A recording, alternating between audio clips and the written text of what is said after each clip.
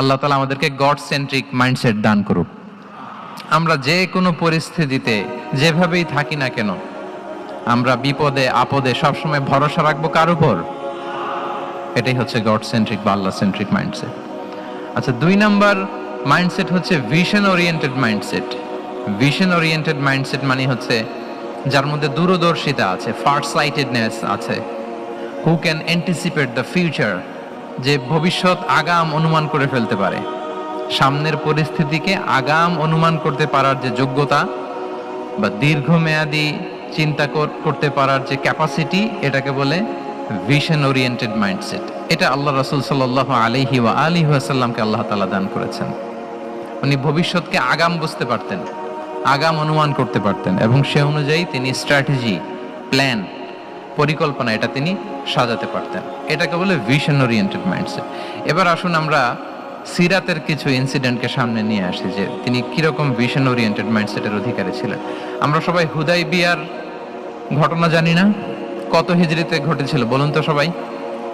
হ্যাঁ, কত? 6ষ্ঠ হিজরিতে। লাকাদ সাদাকাল্লাহু রাসূলাহুর রুইয়া বিল হক লাতাদখুলুন্নাল মাসজিদাল হারামা ইনশাআল্লাহু আমিনিন। রাসূল সাল্লাল্লাহু আলাইহি ওয়াসাল্লাম 6ষ্ঠ হিজরিতে মদিনায় স্বপ্নে দেখলেন যে তিনি উমরা করতে যাচ্ছেন। তো নবীদের স্বপ্ন এটা কেবল স্বপ্ন নয়, এটা আল্লাহর পক্ষ থেকে ওয়াহি, রেভেলেশন, ওয়াহি। তো সেই হিসেবে তিনি 1400 সাহাবা নিয়ে উমরা করতে চলে গেলেন মক্কায়, কিন্তু মক্কাবাসী ঢুকতে দিল না, থামিয়ে দেয়া হলো। তো তখন একটা চুক্তি হয়েছিল, ভাইজান mobile should be in pocket. এই যে আপনি বলেছিলাম যে অডিয়েন্সে আমরা কেউ ভিডিও ধারণ করব না ইনশাআল্লাহ, আপনারা কথা দিয়েছিলেন আমরা 1 to 1 brain to brain connection করব, ভিডিও করবেন না প্লিজ।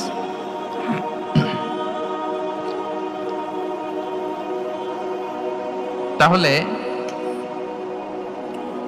উমরা করতে গেলেন 1400 সাহাবী। 1400 সাহাবী যখন উমরা করতে গেলেন, উমরা করতে দেয়া হলো না। তখন একটা চুক্তি করা হলো। ওই চুক্তিতে বলা হলো, রাসূল সাল্লাল্লাহু আলাইহি ওয়াসাল্লাম লিখতে বললেন যে লিখো মিন মুহাম্মদ রাসূলুল্লাহ, আল্লাহর রাসূল মুহাম্মদের পক্ষ থেকে কুরাইশদের সাথে এই চুক্তি। কুরাইশরা আপত্তি করলো যে না, শুধু মুহাম্মদ লেখা যাবে, রাসূলুল্লাহ লেখা যাবে না, কারণ তুমি যে রাসূলুল্লাহ, আল্লাহর রাসূল, এটা যদি আমরা মেনে নেই তাহলে তোমার সাথে আর আমাদের দ্বন্দ্ব কিসের, আমরা তো ভাই ভাই হয়ে গেলাম, রাসূলুল্লাহ কাটো। সাহাবারা কেউ রাজি হয় না, বিশেষ করে ওমরে ফারুক রাদিয়াল্লাহু তাআলা, উনি রাজি হয় না, না না এটা কাটা যাবে না। রাসূল সাল্লাল্লাহু আলাইহি ওয়াসাল্লাম অনেক বলে কয়ে বুঝালেন যে না, দীর্ঘমেয়াদী চিন্তা করতে গেলে আমাদের এখন একটা শান্তি চুক্তির দরকার আছে, যাতে করে আমরা আমাদের গ্লোবাল নেভিগেশন সিস্টেম, দাওয়া সিস্টেমকে আরো স্ট্রং করতে পারি। অনেক বলে কয়ে রাসূলুল্লাহ কাটা হলো। এরপর তারা বলে চুক্তিতে লিখো যে এই বছর উমরা করতে দেয়া হবে না, এই বছর ফিরে যাবেন আপনারা সবাই। এটাও সাহাবারা রাজি হয় না, আল্লাহ রাসূল সাল্লাল্লাহু আলাইহি ওয়াসাল্লাম রাজি হলেন। আবার আরেকটা ক্লোজে লেখা হলো যে আগামী বছর আসলেও 3 দিনের বেশি থাকা যাবে না, সেটাও রাজি হয়ে গেল রাসূল সাল্লাল্লাহু আলাইহি ওয়াসাল্লাম, সাহাবারা রাজি হচ্ছেন না। এরপর মক্কা থেকে কোনো লোক মদিনায় গেলে মদিনাবাসী তাকে রাখতে পারবে না, ফেরত দিতে হবে। কিন্তু মদিনা থেকে কোনো লোক মক্কায় আসলে মক্কাবাসী তাকে ফেরত দিতে বাধ্য থাকবে না। দেখেন, একটার পর একটা মুসলমানদের বিরুদ্ধে সব ক্লোজ যাচ্ছে, কোন সাহাবীরাই রাজি হচ্ছেন না। কিন্তু আল্লাহ রাসূল সাল্লাল্লাহু আলাইহি ওয়া আলিহি ওয়াসাল্লাম তিনি বললেন যে না, লিখো লিখো। উমরে ফারুক রাদিয়াল্লাহু তাআলা আনহু এতটাই রাগান্বিত হলেন, তিনি প্রশ্ন করলেন, ইয়া রাসূলুল্লাহ আলাইসা আনতা নাবিয়্যুন হক, আপনি এই যে কম্প্রোমাইজের পর কম্প্রোমাইজ করে যাচ্ছেন, আপনি কি সত্য নবী নন, সত্য রাসূল নন? আলাসনা আলা দীনিন হক, আমরা কি সত্যের উপর প্রতিষ্ঠিত নই? আলাইসাল কুরআনু কিতাবুন হক, তো সব যদি সত্য হয় আপনি কেন এগুলো মানছেন? রাসূল সাল্লাল্লাহু আলাইহি ওয়াসাল্লাম বললেন যে ওমর, তুমি বাদশাহ না, মেনে নাও। মেনে নিলেন, এবং এই মেনে নেওয়াটাকে আল্লাহ ভিক্টরি বলে ঘোষণা দিলেন, বিজয় বলে। আল্লাহু আকবার। ইন্না ফাতাহনা লাকা ফাতহাম মুবিনা। এবং হুদাইবিয়ার এই সন্ধি থেকেই বেসিক্যালি মক্কা বিজয় ওইদিকে ত্বরান্বিত হয়েছে গতি প্রবাহটা। কারণ রাসূল সাল্লাল্লাহু আলাইহি ওয়াসাল্লাম অনেক দূর দেখেছেন, সাহাবারাই সামনের কিছু বিষয়ে তারা খেয়াল করছেন, কিন্তু রাসূলুল্লাহ সাল্লাল্লাহু আলাইহি ওয়া আলিহি ওয়াসাল্লাম তিনি অনেক দূর দেখতে পাচ্ছেন। আচ্ছা বলেন, 3 তলার উপর থেকে একজন একটা ভিউ দেখতে পায়, আর 30 তলা উপর থেকে আরেকজন একটা কন্ডোমিনিয়ামের উপর থেকে একটা পানোরামিক ভিউ দেখতে পায়, দুইজনের ভিউ দেখা কি একরকম হয়? বলেন, একরকম হবে? কখনোই হবে না। তাহলে 30 তলার উপর থেকে যিনি দেখবে তিনি একটা পানোরামিক ভিউ দেখবে, দ্য টোটাল সিনারিও তার কাছে ক্রিস্টাল ক্লিয়ার হবে, যেটা সাহাবা রিদওয়ানুল্লাহি তাআলা আলাইহিম আজমাইন ওনাদের কাছে ক্লিয়ার ছিল না। এবং ঠিকই এই যে এটা তো বেশি দিন স্থায়ীও হয়নি, 6ষ্ঠ হিজরি থেকে 8ম হিজরি, মাত্র 3 বছরের ব্যবধানে রাসূল সাল্লাল্লাহু আলাইহি ওয়াসাল্লাম যত রিজিওনাল সুপার পাওয়ার ছিল, ওয়ার্ল্ড সুপার পাওয়ার ছিল, পার্সিয়ান এম্পায়ার, তারপর Roman empire, Byzantine empire, Egyptian empire, সব এম্পায়ারদের কাছে চিঠি পাঠিয়েছেন, সালামুন আলা মান ইত্তাবা আল হুদা আসলিম তাসলাম। এবং ইসলামের এক্সপান্ড হয়েছে, ওনার গ্লোবাল নেভিগেশন সিস্টেম উনি চালু করেছেন। এর কারণ কি? উনি ছিলেন ভিশন ওরিয়েন্টেড মাইন্ডসেটের অধিকারী, দূরদর্শী, অনেক দূর দেখতে পেতেন, অনেক দূর তিনি দেখতে পেতেন, দীর্ঘমেয়াদী তিনি পরিকল্পনা করতে পারতেন। এটা হচ্ছে ভিশন ওরিয়েন্টেড মাইন্ডসেট যারা হয় তাদের ক্যারেক্টারিস্টিক্স বা ফিচার। আরো একটা উদাহরণ দেই, আপনারা কি বলতে পারেন যে আবিসিনিয়াতে নবুয়তি কত সালে সাহাবারা হিজরতে গিয়েছিল? বলতে পারবেন কেউ? হ্যাঁ, নবুয়তি কত সালে? 5ম সালে। হ্যাঁ, নবুয়তি 5ম বছর ওনারা আবিসিনিয়াতে, বর্তমানে যেটা ইথিওপিয়া বা ইরিত্রিয়া, সেখানে সাহাবারা হিজরতে গিয়েছিলেন। এবং আবিসিনিয়াতে এই যে হিজরতে গেল, তারা সবাই মিলে ফিরে এসেছিল মদিনায় কবে? এটা কি কেউ জানেন? যদি কেউ জানেন হাত তুলে আওয়াজ করে একটু বলতে হবে, একটু ইন্টারেক্টিভ সেশন হোক দেখি। আবিসিনিয়ায় যারা হিজরতে গিয়েছিলেন সব শেষে দল বল সহ সবাই পার্মানেন্টলি মদিনায় শিফট করেছেন কবে? জি, আল্লাহু আকবার, মাশাআল্লাহ মাশাআল্লাহ। বসুন। খায়বার বিজয়ের দিন এসেছিলেন। আবিসিনিয়াতে যারা হিজরতে গিয়েছিলেন তারা মদিনায় ব্যাগ এন্ড ব্যাগেজ সবকিছু নিয়ে খায়বার বিজয়ের সময়, মানে 7ম হিজরিতে এসেছিলেন। তো রাসূল সাল্লাল্লাহু আলাইহি ওয়াসাল্লাম যখন মক্কা থেকে মদিনায় হিজরত করলেন, সব সাহাবারা মদিনায় চলে আসছেন। মদিনায় এখন একটা ইসলামিক সোসাইটি, ইসলামিক স্টেট। বদরের যুদ্ধে মুসলমানদের বিজয়, খন্দকে বিজয়, খন্দক তো 5মে। তারপরে ওনারা কেন আসে না বলেন তো? আসেনি। 7ম হিজরিতে এসেছেন। জাফর রাদিয়াল্লাহু তাআলা আনহুর নেতৃত্বে, সাইয়েদনা আলী রাদিয়াল্লাহু তাআলা আনহুর আপন ভাই, বড় ভাই, ওনার নেতৃত্বে যখন 7ম হিজরিতে প্রায় ওখানে যাওয়ার 15 বছর পর যখন তারা সবাই ফিরলেন, রাসূল সাল্লাল্লাহু আলাইহি ওয়াসাল্লাম এত খুশি হলেন, তিনি বললেন, মা আদরি বিআইয়িহিমা আনা আফরাহ বিফাতহি খাইবার আও বিকুদুমি জাফর। আমি কোনটাতে বেশি খুশি আজকে আমি জানি না, খায়বার বিজয়ে বেশি খুশি না আমার ভাই জাফরকে পেয়ে বেশি খুশি। আল্লাহু আকবার, এত খুশি হয়েছিলেন। তো এখন এমনি তো মনে প্রশ্ন জাগে যে রাসূল সাল্লাল্লাহু আলাইহি ওয়াসাল্লাম যখন মদিনায় চলে আসলেন, কোরআনের আয়াতগুলো নাজিল হয়, সালাত ফরজ হলো, যাকাত আসলো, সব হলো, একটার পর একটা হচ্ছে, ইসলামিক স্টেট, তো ওনারাই কেন আবিসিনিয়াতে পড়ে আছেন? প্রশ্ন জাগে না? ওই সময় একটা ক্রাইসিস মোমেন্ট ছিল, তখন ওনারা গিয়েছিল আবিসিনিয়াতে, কিন্তু আসে না কেন? ওনারা এসেছেন 7ম হিজরিতে। এর কারণ আবিসিনিয়ায় কিছু মুসলিমদেরকে রেখে দেওয়া, এটা রাসূলুল্লাহ সাল্লাল্লাহু আলাইহি ওয়াসাল্লামের প্ল্যান বি ছিল। কি ছিল? Plan B.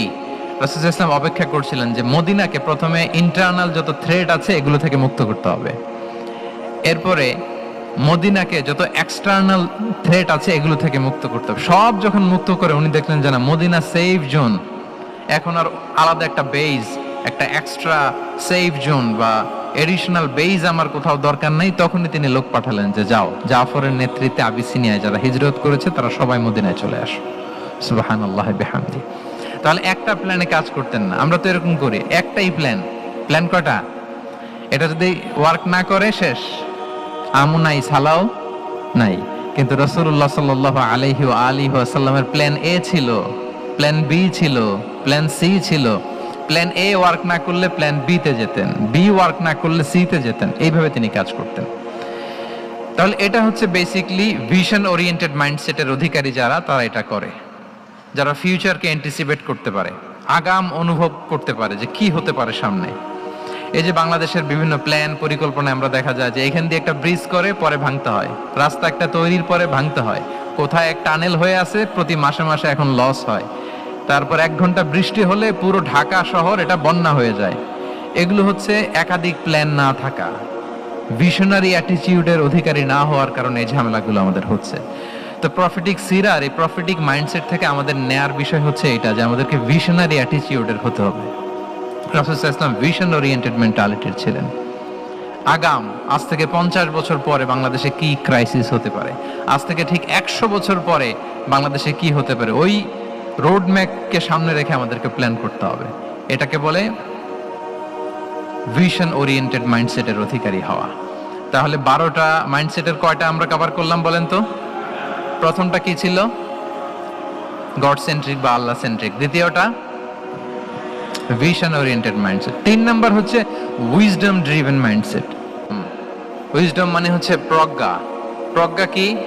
জ্ঞান আর কমন সেন্স দুইটা একসাথে হইলে ওটারে প্রজ্ঞা বলে।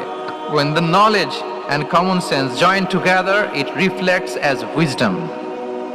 আপনার জ্ঞান এবং আপনার কমন সেন্স একসাথে হইলে ওটা উইজডম হয়ে যায়। রাসূল সাল্লাল্লাহু আলাইহি ওয়াসাল্লাম ছিলেন প্রজ্ঞায় সমৃদ্ধ এক মননের অধিকারী। ওনার সব কিছুতেই প্রজ্ঞা ছিল, প্রজ্ঞা ছিল। উইজডম ইন গিভিং অ্যাডভাইস, উপদেশ দেওয়ার সময় ছিল প্রজ্ঞা। উইজডম ইন পলিসি মেকিং এর সময় সেখানে প্রজ্ঞা ছিল। Wisdom in action strategic plan, কোনো স্ট্র্যাটেজিক প্ল্যানের ক্ষেত্রে প্রজ্ঞা ছিল। রাসূল সাল্লাল্লাহু আলাইহি ওয়াসাল্লাম একই প্রশ্নের উত্তর এক একজনকে এক এক ভাবে দিতেন। অনেক সাহাবারা জিজ্ঞেস করতেন যে রাসূলুল্লাহ একই প্রশ্ন, একে বললেন এইটা, ওরে বললেন ওইটা, ওরে বললেন আরেকটা, এটা কেন? তো রাসূল সাল্লাল্লাহু আলাইহি ওয়াসাল্লাম বললেন যে আমি জানি ওর কিসে ঘাটতি, আমি জানি ওর কি প্রয়োজন, আমি জানি ওকে কোন নাসিহাটা দিলে কাজ করবে, ফলে এক একজনকে আমি এক এক ভাবে ক্লারিফাই করেছি। আল্লাহু আকবার। This is called wisdom. আচ্ছা, উইজডম, রাসূল সাল্লাল্লাহু আলাইহি ওয়াসাল্লাম যে উইজডম ড্রিভেন মাইন্ডসেটের অধিকারী ছিলেন, এটার কয়েকটা এক্সাম্পল আমরা সিরাত থেকে দেখি। মক্কা বিজয় হয়েছে কত হিজরিতে? কত? অষ্টম হিজরিতে যখন মক্কা বিজয় হলো, তখন রাসূল সাল্লাল্লাহু আলাইহি ওয়াসাল্লাম আম্মাজান আয়েশার সাথে গল্প করছিলেন আর বলছিলেন, আয়েশা, লাউলা হাদাসাতু আহদি কওমিকা বিল কুফরি লানাকাতুল কাবাতা ওয়ালা জাআলতুহা আলা আসাসি ইব্রাহিম। আয়েশা, তোমার এই মক্কাবাসী, তোমার এলাকার লোকজন যদি একটা ক্যাওস সৃষ্টি না করত, তাহলে কাবার যে আসল শেপ, আমি ওই আসল শেপে এটাকে ফেরত নিতাম, কিন্তু নিতে গেলে এখন একটা ঝামেলা বাঁধবে, এজন্য নিব না। ব্যাপারটা হচ্ছে আমরা এখন যে কাবাটাকে দেখি এটা হচ্ছে স্কয়ার আকৃতির। স্কয়ার মানে কি? বর্গাকৃতি, তাই তো? বর্তমান কাবা কোন আকৃতির বলেন তো? একটা বড় কিউবের সাইজ না? দূর থেকে দেখলে মনে হয় একটা বড় কিউবের সাইজ, কিউবের আকৃতি মানে স্কয়ার, চতুর্ভুজ। কিন্তু সাইয়েদনা ইব্রাহিম আলাইহিস সালাম যে কাবা নির্মাণ করেছিলেন, এটা কিন্তু এরকম কিউব ছিল না, ওটা ছিল রেক্ট্যাঙ্গেল। রেক্ট্যাঙ্গেল ছিল, মানে আয়তাকৃতির ছিল, এরকম লম্বা। এই যে এই টেবিলটা যেরকম, টেবিলের যে শেপ এরকম ছিল, এরকম লম্বা কাবা ঘর ছিল আয়তাকৃতির। কিন্তু এখন এটা কমে স্কয়ার আকৃতির হয়ে গেছে। এর কারণটা কি? কাবা একবার ওখানে অগ্নিকাণ্ড ঘটার কারণে ধ্বংস হয়েছিল, ফলে কাবাকে আবার রিনোভেশন করা লেগেছিল, পুনর্নির্মাণ। তো কুরাইশরা সিদ্ধান্ত নিয়েছিল কাবা পুনর্নির্মাণে আমরা কোনো হারাম টাকা ইউজ করব না, যার কাছে যত হালাল টাকা আছে নিয়ে আসা হলো। কিন্তু হালাল টাকা যতটুকু জমা হয়েছে এটা দিয়ে পুরো কাবা নির্মাণ হয় না, অর্ধেক হয়। ফলে কাবা যে আয়তাকৃতির ছিল সেটা না হয়ে গেছে কি বলেন? বর্গাকৃতির, মানে স্কয়ার। ওই স্কয়ার কাবাই আজ পর্যন্ত রয়ে গেছে। কিন্তু ওই যে আয়তক্ষেত্রের যে শেপের মধ্যে যতটুকু জায়গা বাকি ছিল, ওইখানে দেখবেন একটা ক্রিসেন্টের মতো আছে, হেজরে ইসমাইল, হাতিমে কাবা বলে। ওইটার ভিতরে নামাজ পড়া আর কাবার ভিতরে নামাজ পড়া একই হুকুম। ওইটার ভিতরে নামাজ পড়া আর কাবার ভিতরে নামাজ পড়া কি একই হুকুম। ফলে ওই হাতিমের ভেতরে ফরজ সালাত আদায় হয় না, নফল সুন্নাত পড়া যায়। এমনকি কাবার ভেতরেও ফরজ সালাত আদায় করলে আদায় হবে না, কারণ নামাজের ফরজের মধ্যে একটা ফরজ হচ্ছে ইলা জিহাতিল কাবা, টু দ্য ডাইরেকশন অফ কেবলা। আপনার কেবলা মুখী হইতে হবে না। আপনি তো কাবার ভিতরে ঢুকে গেছেন, এখন কাবা কোন দিকে? কাবা তো নাই, বের হইতে হবে। বের হয়ে কাবা মুখী হলে সালাত হবে। I think you got the point. তো তাহলে রাসূল সাল্লাল্লাহু আলাইহি ওয়াসাল্লামের উইজডম বা প্রজ্ঞাটা এখানে দেখেন। আম্মাজান আয়েশা রাদিয়াল্লাহু তাআলা আনহাকে উনি বললেন যে, আয়েশা, মক্কা তো বিজয় হলো, মক্কার কন্ট্রোল তো এখন আমার হাতে, চাইলে আমি কাবাকে ভেঙে সেই ইব্রাহিম আলাইহিস সালামের যে বেইজ এরকম লম্বা করে শেপ দিতে পারি, কিন্তু দিব না। কেননা দিলে মক্কা একটা ক্যাওস হতে পারে। কি হতে পারে? কারণ তারা একেবারে ভেরি রিসেন্ট মুসলমান হয়েছে, তারা না বুঝেই বলবে যে সেই আদি কাবা, মোহাম্মদ এই কাবার অপমান করেছে, কাবাকে ভুলুণ্ঠিত করেছে, সম্মানকে নষ্ট করেছে, এরকম একটা কোশ্চেন রাইজ করতে পারে। এই জন্য আমি করলাম না। সুবহানাল্লাহ। This is called wisdom. এটাকে কি বলে? প্রজ্ঞা। এটাকে প্রজ্ঞা বলে। তাহলে আপনার জ্ঞান এবং আপনার কমন সেন্স দুইটা যখন কানেক্ট করে তখন সেটা প্রজ্ঞা হয়। প্রজ্ঞার আরেকটা উদাহরণ যদি দেই সিরাত থেকে, রাসূল সাল্লাল্লাহু আলাইহি ওয়াসাল্লামের যে কনফ্লিক্ট রিজলভিং ক্যাপাসিটি ছিল, যখন কাবাকে পুনর্নির্মাণ করা হচ্ছে তখন হাজরে আসওয়াদকে বের করা লেগেছিল, এবং রিনোভেশন শেষে আবার হাজরে আসওয়াদকে তার জায়গা মতো, মানে ব্ল্যাক স্টোন যেটাতে চুমু দিলে মানুষের গুনাহ মাফ হয়ে যায়, হাজরে আসওয়াদ চিনতে পেরেছেন না? চুমু দিতে পেরেছেন আপনারা? হ্যাঁ, ওরে আল্লাহ, অনেকে দিয়েছে, তো আমি দিতে পারি না এখনো। ওখানে যে ভিড় থাকে, ওই ধাক্কা ধাক্কি করে মনে হয় যে না, হজ বা উমরার যে মূল এসেন্স বা স্পিরিট ওইটা বোধহয় নষ্ট হয়ে যায়। এই জন্য অনেকবার ট্রাই করেও, এবার আমার সাথে একটা 8 জনের গ্রুপ ছিল, খুব নাদুস নুদুস লম্বা চূড়া। তো বলতেছে যে শায়েক আপনার কোনো টেনশন করা লাগবে না, আসেন। তো ওরা যে যেরকম ধাক্কা ধাক্কি শুরু করছে ওইটা দেখি আমার আর সাহস হয় নাই। বলছে যে ভাই, আমি মাফও চাই, দোয়াও চাই, আমার করা লাগবে না, ওই দূর থেকে ইশারা দিলেই হবে। তো এটা অনেকে ভুল করে ফেলে। অনেক বোনেরা যাদের জন্য হেজাব নিকাব মেনটেন করা হচ্ছে ফার্জ, পর্দার কোনো বালাই নাই, পুরুষের সাথে ধাক্কা ধাক্কি করে তার শরীর মিশে যাচ্ছে, গা মিশে যাচ্ছে, ধাক্কা ধাক্কি করে একটা সুন্নতের জন্য ফরজকে স্যাক্রিফাইস করে ফেলতেছে। মানে ফোকাস ঠিক নাই আর কি, কোথায় যে কোনটা করতে হবে ওইটাই ভুলে গেছে। তো এই হাজরে আসওয়াদ পাথরকে আবার জায়গা মতো রাখতে হবে। এখন কে রাখবে এই নিয়ে মারামারি মক্কায়। বড় বড় 4টা গোত্র বলে, এই গোত্র বলে আমি রাখবো, এই গোত্র বলে আমি রাখবো, আরেক গোত্র বলে রক্তের গঙ্গা বইয়ে দেব মক্কায়, কিন্তু এই সম্মান অন্যকে নিতে দিব না, কারণ ইটস ভেরি প্রেস্টিজিয়াস ইস্যু যে আমাদের গোত্র এই ব্ল্যাক স্টোন হাজরে আসওয়াদকে নিয়ে জায়গা মতো রেখেছে, এটা কাউকে দিব না। তো সবাই যখন মারমুখী, তখন আল্লাহ রাসূল সাল্লাল্লাহু আলাইহি ওয়া আলিহি ওয়াসাল্লাম তিনি সমাধান দিলেন যে মারামারির দরকার নাই, একটা চাদর নিয়ে আসো। নিয়ে আসা হলো।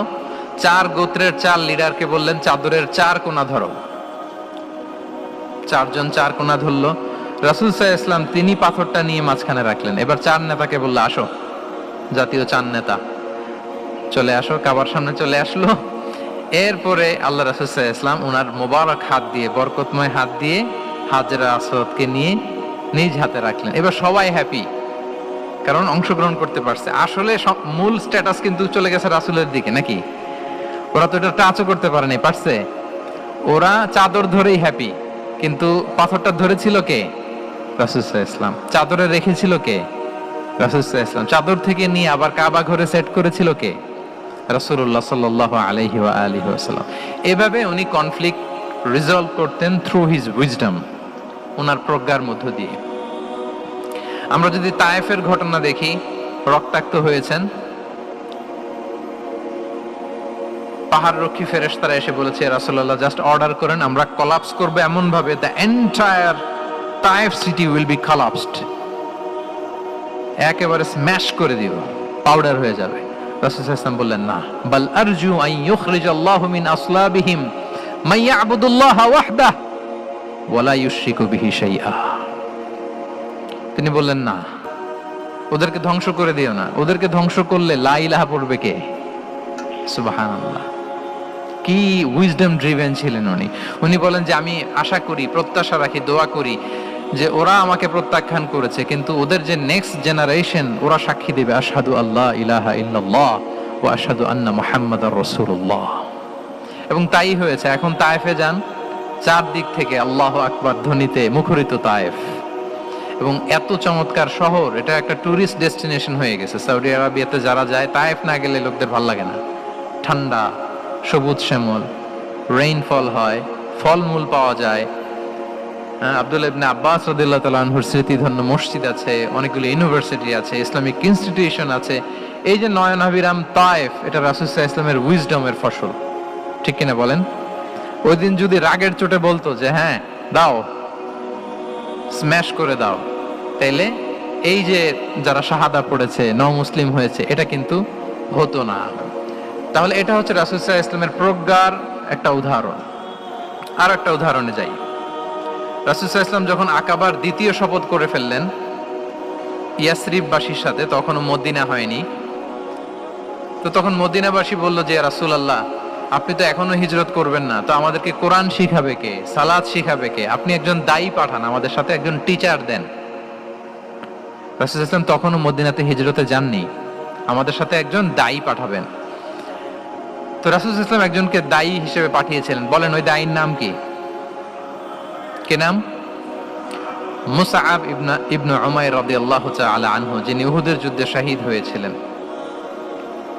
উনাকে পাঠিয়েছিলেন। দেখেন, উনি আবু বকর রাদিয়াল্লাহু তাআলা আনহুকে পাঠান নাই, পাঠিয়েছেন ওমর ফারুককে, ওসমান রাদিয়াল্লাহু তাআলা আনহু, আলী রাদিয়াল্লাহু তাআলা আনহু, কাউকে পাঠাইছেন? কারে পাঠালেন?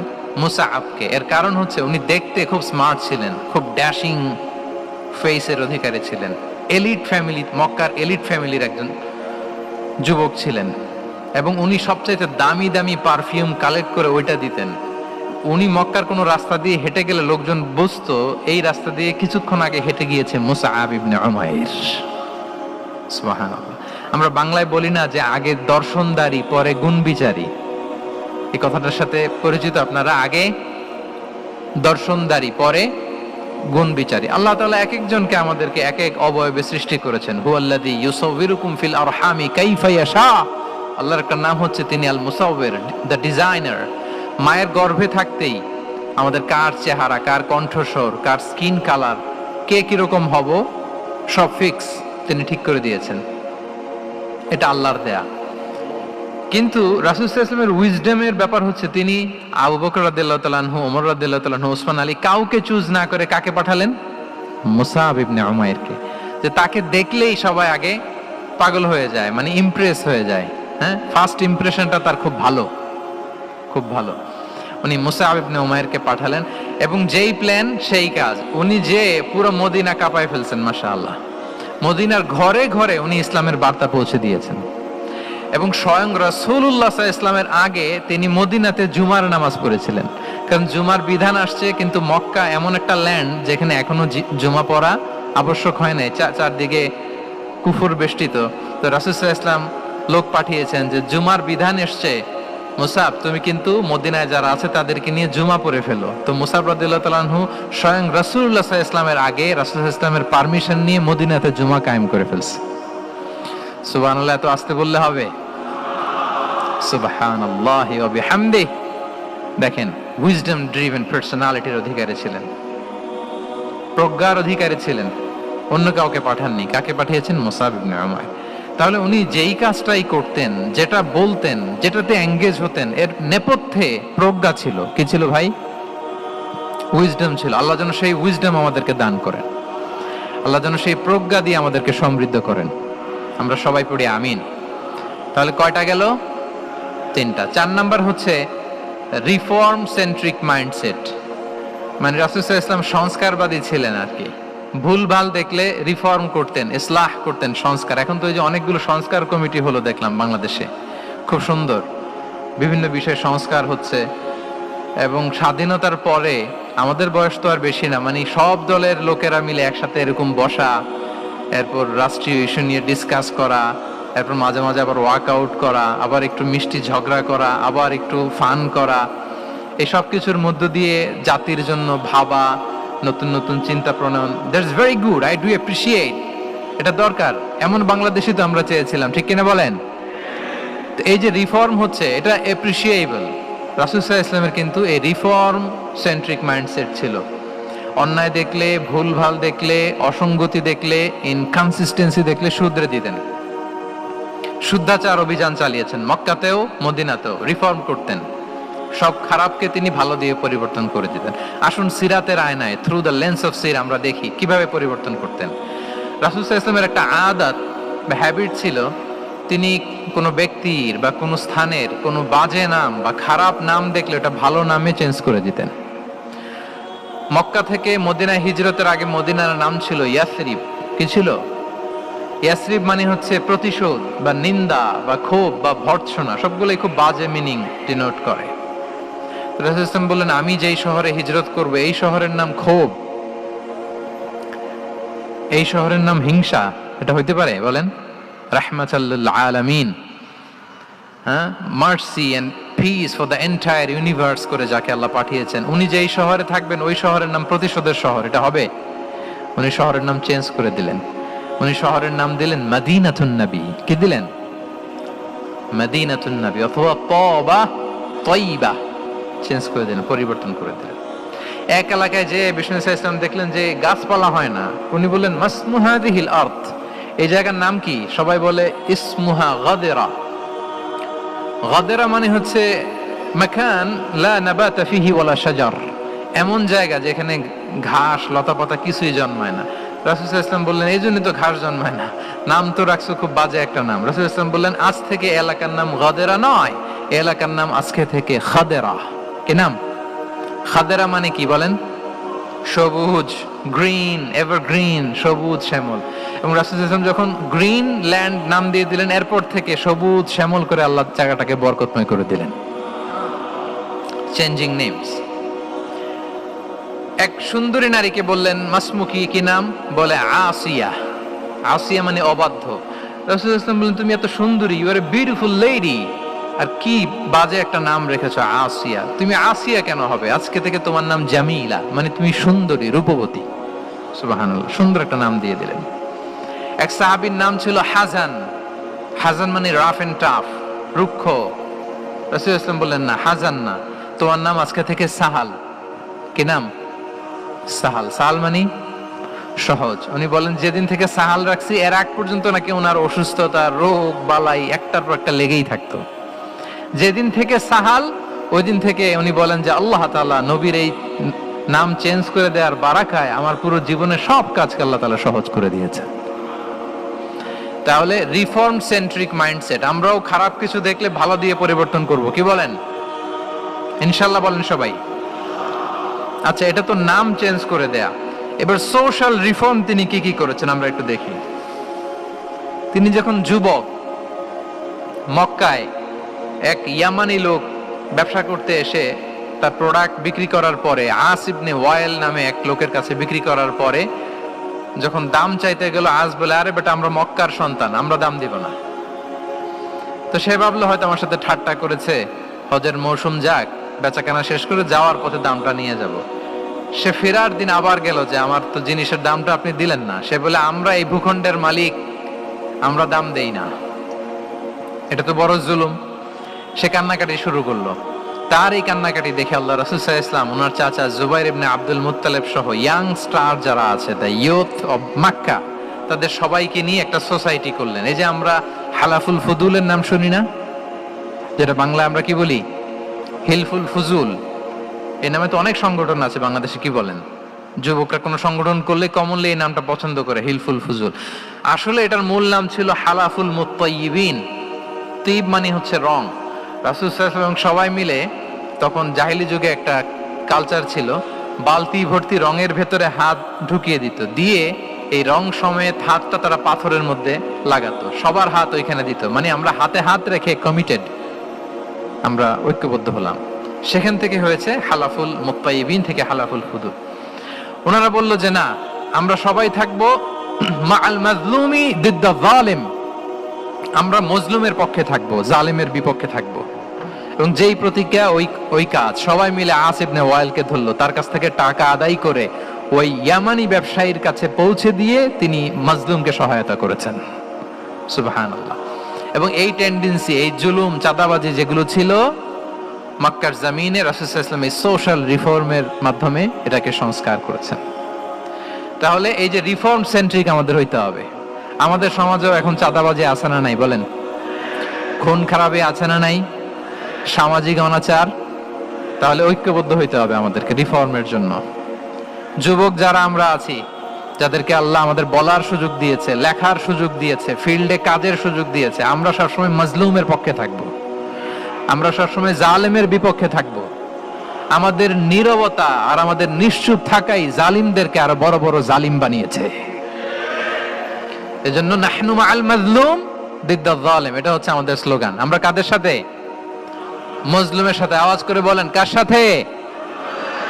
ইত্তাকু দাওয়াতাল মাজলুম। রাসূলুল্লাহ সাল্লাল্লাহু আলাইহি ওয়াসাল্লাম বলেন, তোমরা মাজলুমের কান্নাকে ভয় করো, কেননা মাজলুমের কান্না আর আল্লাহর মাঝে কোনো ফারাক থাকে না, কোনো পর্দা থাকে না, বদদোয়া করলেই কবুল হয়ে যায়। তাহলে এভাবে রাসূলুল্লাহ সাল্লাল্লাহু আলাইহি ওয়া আলিহি ওয়াসাল্লাম তিনি সোশ্যাল রিফর্ম করেছেন। আমরা যদি ওনার পলিটিক্যাল রিফর্মের দিকে তাকাই, তাহলে দেখব যে আমরা যদি কনস্টিটিউশন অফ মদিনার কথা বলি, মদিনার কনস্টিটিউশন, এটা কিন্তু রাসূল সাল্লাল্লাহু আলাইহি ওয়াসাল্লাম করেছেন। মদিনা চার্টার, এত চমৎকার চার্টার পৃথিবী আর দেখেনি। ওইটা থেকেই এখন সব গোটা বিশ্বের সংবিধান। এই যে আমাদের সংবিধান সংস্কার কমিশন আছে না একটা, নিশ্চয়ই তারা ওইটা থেকে অনেক বেনিফিটেড হতে পারবেন। আমাদের যে মদিনা চার্টার রাসূল সাল্লাল্লাহু আলাইহি ওয়াসাল্লাম নিজে করা, এবং এটা একটা ইনক্লুসিভ চার্টার ছিল। মুসলিম, পেগানস, জুইশ, সব ধর্মের মানুষকে নিয়ে তিনি মদিনাতে ওয়ান উম্মাহ ঘোষণা দিয়েছিলেন। ওয়ান উম্মাহ, উই আর ওয়ান উম্মাহ। হোক তুমি পেগান মুশরিক, হোক তুমি জুইশ মানে ইহুদি, হোক তুমি মুসলিম, তুমি যেই ধর্মের হও না কেন, মদিনাকে রক্ষা করতে যে আমরা সবাই মিলে উম্মাহ ওয়াহিদা, আমরা সবাই মিলে কি উম্মাহ ওয়াহিদা। পৃথিবীর অনেক দেশ এই আইডিওলজিকে ধারণ করে হু হু করে এগিয়ে গিয়েছে। মালয়েশিয়াতে 3টা রেস, আমি তো প্রায় 1 যুগ ওখানে, আমার 2টা ডিগ্রি ওখান থেকে, মাস্টার্স পিএইচডি। আমি কাছ থেকে তাদেরকে দেখার সুযোগ পেয়েছি। ওখানে মালয়েরা আছে, তামিলরা আছে, চাইনিজরা আছে, 3 জাতি মিলে ওদের স্লোগান হচ্ছে সাতু মালয়েশিয়া। মালয় ভাষায় সাতু মানে হচ্ছে ওয়ান, মালয় ভাষায় সাতু মানে কি ওয়ান। সাতু মালয়েশিয়া মানে আমরা হতে পারি চাইনিজ, হতে পারি তামিল, কিংবা হতে পারি মালয় ভূমিপুত্রা, কিন্তু সবাই মিলে দেশের স্বার্থে আমরা সবাই কি এক। এটাই লাগবে আমাদের নতুন বাংলাদেশে। জুলাই আপরাইজিং এর পরে আমাদের এই ঐক্যবদ্ধ থাকার বাংলাদেশ আমরা চাই কি চাই না বলেন? সাম্রাজ্যবাদকে রুখে দিতে, যে কোনো ষড়যন্ত্রকে রুখে দিতে ঐক্যবদ্ধ থাকার কোনো বিকল্প নাই, ঠিক কিনা বলেন? ঐক্যবদ্ধ থাকতে হবে আমাদেরকে, যেটা রাসূলুল্লাহ সাল্লাল্লাহু আলাইহি ওয়া আলিহি ওয়াসাল্লাম মদিনা চার্টারে আমাদেরকে শিখিয়েছেন যে আমরা ওয়ান উম্মাহ। তাহলে খারাপ নাম দেখলে চেঞ্জ করতেন, সমাজে খারাপ কিছু দেখলে সংঘবদ্ধ হয়ে তার বিরুদ্ধে দাঁড়াতেন। পলিটিক্যাল রিফর্ম করেছেন ওয়ান উম্মাহ গঠনের মধ্য দিয়ে। ফিনান্সিয়াল রিফর্ম যদি বলি, শুধু financial reforms by prophet Muhammad peace be upon him, এটা নিয়ে লম্বা কথা বলা যেতে পারে। শুধু একটা উদাহরণ দিয়ে শেষ করি। বিদায় হজের ভাষণে উনি সুদকে চিরতরে কবরস্থ করেছেন, সুদকে চিরতরে কবরস্থ করেছেন, এবং এটা অন্যের জন্য না, নিজের ঘর দিয়ে শুরু করেছেন। উনি বলেছেন যে এই হানাহানি রক্তপাত এটা বন্ধ, আমার গোত্রের একটা এরকম রক্তের দাবি আছে, এটা আমি শেষ ঘোষণা করলাম। এরপর বললেন যে সুদ কবর দিলাম, অন্য জায়গা থেকে না, আমার পরিবার থেকে। রাসূলুল্লাহ সাল্লাল্লাহু আলাইহি ওয়াসাল্লামের চাচা স্বয়ং আব্বাস রাদিয়াল্লাহু তাআলা আনহুর অনেক সুদের ট্রানজাকশন ছিল, ইন্টারেস্ট, সুদের ব্যবসা ছিল। রাসূলুল্লাহ সাল্লাল্লাহু আলাইহি ওয়াসাল্লাম বলেন আজকে থেকে এই সুদ আমি চিরতরে মাটির নিচে কবর দিয়ে দিলাম। আল্লাহু আকবার। দেখেন সোশ্যাল রিফর্ম। তাহলে পরিবর্তন করতে হলে আগে নিজের ঘর থেকে, আগে কোত্থেকে? নাকি ওই ফ্যামিলি থেকে? হ্যাঁ, আমাদের মধ্যে যেটা হয়, আমরা ওয়াজ নসিহত বা ভালো কথা শুনলেই এটাকে ধরে নিই যে এটা ওর জন্য, ওর জন্য, মানে প্রত্যেকটা ওয়াজই যে আমার জন্য হইতে পারে, প্রত্যেকটা নসিহাতের যে প্রাইম অডিয়েন্স আমি হইতে পারি, এইটা আমাদের মাথায় কেন যেন আসে না। আমরা কোনো ভালো নসিহত শুনলে আমরা ভাবি এটা আসলে সমাজে দরকার, ওর দরকার, আমার ভাইয়ের দরকার, কিন্তু এটা যে আমার দরকার, প্রতিটা নাসিহাতের প্রথম অডিয়েন্স হওয়া দরকার কে? আমি নিজে। তাহলে পরিবর্তন শুরু করতে হবে নিজ থেকে। ওর এই সমস্যা, ওর এই সমস্যা, ওর এটা, আরে মিয়া তোমার কি সমস্যা ওইটা বলো। শুধু ওর ওর না দেখে নিজেরটাও দেখতে হবে। দেখেন অন্যের দিকে 1 আঙ্গুল দেখালে নিজের দিকে কয় আঙ্গুল যায় বলেন তো? এই যে নিজের দিকে কিন্তু 3টা। আমি যদি এরকম করি তা আমার দিকে আসে 3টা। এজন্য নিজ থেকে, নিজের ফ্যামিলি থেকে আমরা সংস্কার শুরু করব। কি বলেন? ওমরে ফারুক রাদিয়াল্লাহু তাআলা আনহু যখন ফ্যামিলি মিটিং এ বসতেন, উনি ওনার সন্তানদেরকে বলতেন, শোনো, তোমরা খলিফাতুল মুসলিমিন, আমিরুল মুমিনিনের সন্তান। তোমাদের কোনো বাজে কাজ যদি সমাজে আসে, তোমাদের কোনো অন্যায় যদি আমার কানে আসে, অন্যের জন্য যা শাস্তি তোমাদের জন্য হবে ডবল শাস্তি।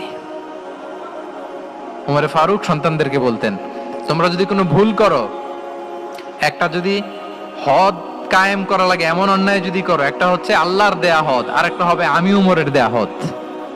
কারণ আমার মতো খলিফাতুল মুসলিমিনের সন্তান হয়ে পাপ তুমি কেন করলে? দেখেন অন্যের বাচ্চা কি করছে, অন্যের, আমাদের তো ওই মেয়েটার সমস্যা, ওনার ছেলের সমস্যা, এগুলো আমার ছেলের যে কি অবস্থা, আমার পরিবারের যে কি হালাত, আমার স্ত্রীর যে কি দশা, ওইটা নিয়ে আমরা